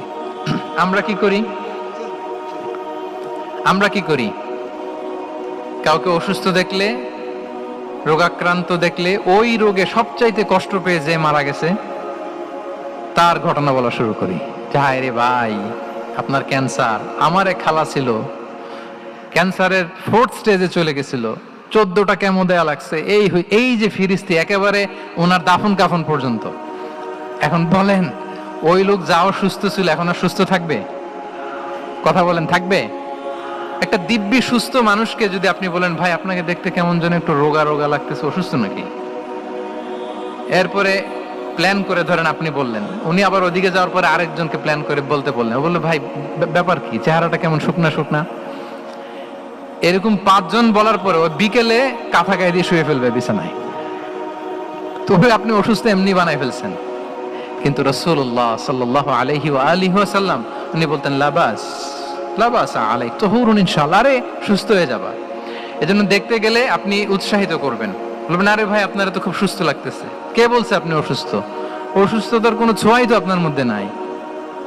হ্যাঁ, you are looking very fine, চমৎকার লাগতেছে আপনার। কে বলছে? তো ভালো হয়ে যাচ্ছেন। এটা বললে উনি আশা পায়। আর আপনি যদি ওই রোগে সবচেয়ে কষ্ট পেয়ে যে মারা গেল, এই ঘটনা যদি ওনারে শোনান, উনি বাঁচবে বলেন? তাহলে আমরা মানুষকে উৎসাহিত করব, অপটিমিস্টিক হব, প্যাসিমিস্টিক হব না। এবার বলুন, হুনাইনের যুদ্ধে কুইজ, হুনাইনের যুদ্ধ কত হিজরিতে হয়েছিল? কত? সপ্তম, অষ্টম। হ্যাঁ, মাত্র 2-4 জন বলতেছে। আমাদের ওই যে হাসানা ফাউন্ডেশনের একটা সিরা অলিম্পিয়াড চলতেছে, এটাতে অংশগ্রহণ করতে হবে আপনাদের। আমরা প্রতিদিন একটা করে কুইজ জানান দিচ্ছি মানুষদেরকে, একেবারে সব মুখস্থ হয়ে যাবে ইনশাআল্লাহ। তাহলে অষ্টম হিজরিতে হাওয়াজিন বনু সাকিব গোত্রের বিশাল ব্যাটালিয়ন নিয়ে ওরা আসছে, এবং ওরা আসছে যে আমরা শুধু একা যাব না, আমাদের স্ত্রী বাচ্চা কাচ্চা, আমাদের যার ঘরে যত সম্পদ আছে সব নিয়ে মরুভূমিতে যাব। এটা নিয়ে যাব কেন? সবার মধ্যে যেন ইন্সপিরেশন আসে যে যদি আমরা হারি, আমরা সব শেষ, আমাদের সম্পদও নিয়ে যাবে। আর এগুলো রক্ষার জন্য হলেও মুহাম্মদের বিরুদ্ধে আমাদেরকে জয়লাভ করতে হবে। কি টেকনিক দেখেন!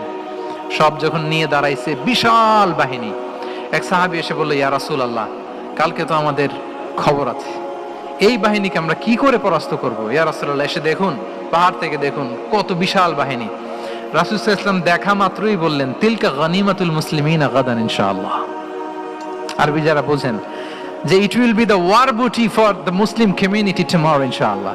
আরে এগুলো তো আমরা সব গনিমত আকারে ব্যাগে কইরা মদিনায় নিয়ে যাব।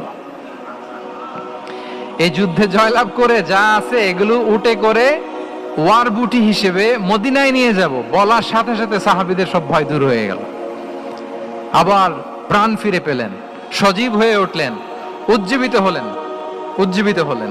তাহলে আমরা অপটিমিস্টিক হব, আমরা ইতিবাচক চিন্তা করব। এবং ইসলাম আল্লাহ তাআলার ব্যাপারেও আমাদেরকে ইতিবাচক ধারণা রাখতে উৎসাহিত করে। হাদিসে কুদসিতে আল্লাহ বলেন, আনা ইনদা যান্নি আবিদি বি, আমার বান্দার নিকট আমি তেমন, আমার বান্দা আমার ব্যাপারে ঠিক যেমন ধারণা করে। আপনি যদি ধারণা করেন আল্লাহ দয়ালু, ঠিক আল্লাহ তাআলাকে দয়ালু পাবেন। এখন বলেন, আল্লাহর ব্যাপারে কার ধারণা কেমন? আল্লাহ তাআলা খুব প্রতিশোধ পরায়ণ না? প্রচন্ড রাগী, আমাদের সবাইকে জাহান্নামে দেওয়ার জন্য বসে আছেন না? তাহলে কি ধারণা বলেন তো? তিনি দয়াময়, তিনি মেহেরবান, তিনি আমাদেরকে অবশ্যই ক্ষমা করবেন, ঠিক কিনা বলেন? এই বিশ্বাস আল্লাহর প্রতি আমাদের সবার আছে তো? এই বিশ্বাস যদি থাকে, ঠিকই আল্লাহ তাআলাকে রহমান রাহিম হিসেবেই আপনি পাবেন।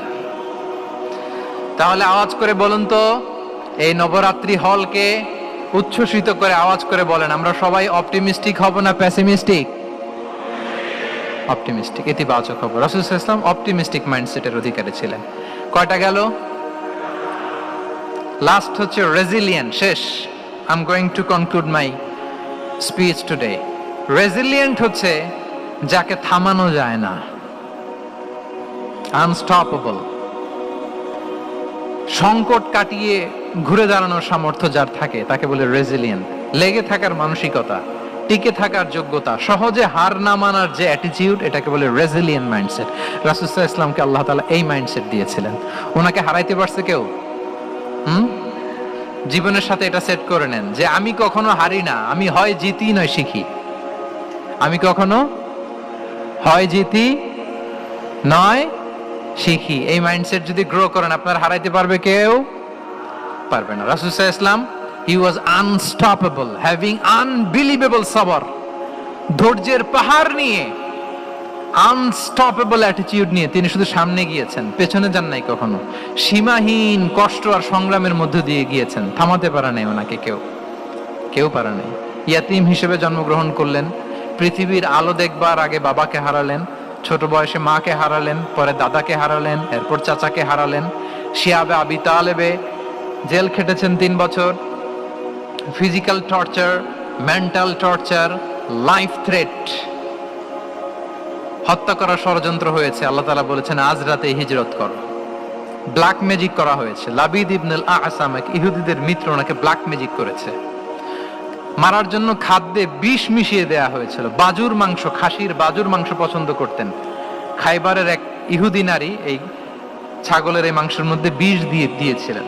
ইহুদিদের পক্ষ থেকে betray, treachery, conspiracy and what not, কি বাকি ছিল বলেন?